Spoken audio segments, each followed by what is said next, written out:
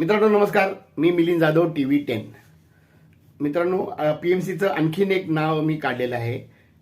Please make it clear, अगोदर होतंच, आता नवीन नाव जे आता आपले प्रशांत वाघमारे साहेबांचे प्रकरण बाहेर आल्यानंतर असं वाटतंय की PMCचं एक नवीन छान नाव आहे, पुण्यातील माणसांची चेष्टा। पुण्यातील माणसांची चेष्टा चालवली आहे। काय म्हणजे काय बोलावं आणि म्हणजे ह्याच्यावर किती बोलावं हे सुद्धा कमी आहे। तर त्याचा विषय मी आता का म्हणतो माहिती आहे का, की प्रशांत वाघमारे तर जे काय करायचे ते करून गेले। त्यांच्या मागे लागणारा तो बिचारा जो आणि वकील आहे तो तानाजी गंभीर, तर ते 10 वर्ष लागावे त्यांना की न्यायालयाला हे कळायला की हे जे सौरव राव हे जे अधिकारी आहेत तर त्यांचा डिसिजन हा चुकीचा होता। आणि आता परत ते ACB कडे आलेलं आहे। पहिल्यांदा ACB ने काय केलं असं आता ते करणार आहेत, हे शक्य तरी होणार आहे का? म्हणजे हे पुण्यातल्या लोकांची चेष्टा करतायत। PMC पुण्यातल्या माणसांची चेष्टा, तर असा सगळा चेष्टा चालू आहे।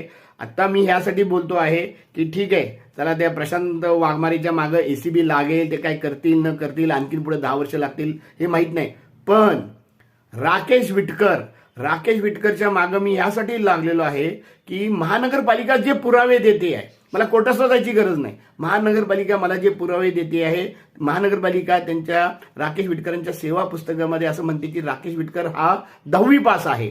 तर हा 10वी पास असताना हा या प्रमोशन कशा घेतो, ज्याला सगळ्याला डिग्री लागते, मग ते उप अधीक्षक पद असू देत, आता ते ह्याला आहेत टॅक्स विभागाला आहेत, आणि आता सुरक्षा अधिकारी त्याला पद ह्यासाठी पाहिजे की जे काही लोक काय प्रश्न विचारायला येतात सगळ्या साहेबांना महानगरपालिकेतल्या, तर त्यांना अडवण्यासाठी ह्या विटकरची व्यवस्था केलेली आहे।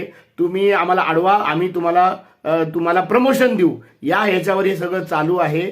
आणि त्या विटकरच्या नावावर किती बदल्या होत आहेत। मग सुरक्षा विभाग प्रमुख त्या सोमनाथ बनकर असू द्या किंवा ऍडिशनल कमिशनर जे प्रदीप चंद्रन आहेत त्यांची बदली होते। आणि आता शेवटचं म्हणजे पवनीत कौर मॅडम कडनं ते खातं काढून घेऊन आता नवीन जे नायर आलेले आहेत त्यांना देण्यात आलंय। जे नायर स्वतः म्हणतायत की माझ्याकडे यायचं तर शूटिंग करायचं नाही, शूटिंग करायचा विषयच नाही, कॅमेरा सुद्धा बाहेर ठेवून यायचा। हे लोक विसरतात की हे लोक जनतेचे सेवक आहे, जनता मालक आहे। तर याच्यावर विचार करा मित्रांनो, आणि तुम्ही प्रशांत वाघमारेचा पूर्ण व्हिडिओ मी करणार आहे, तोही बघायला विसरू नका। धन्यवाद।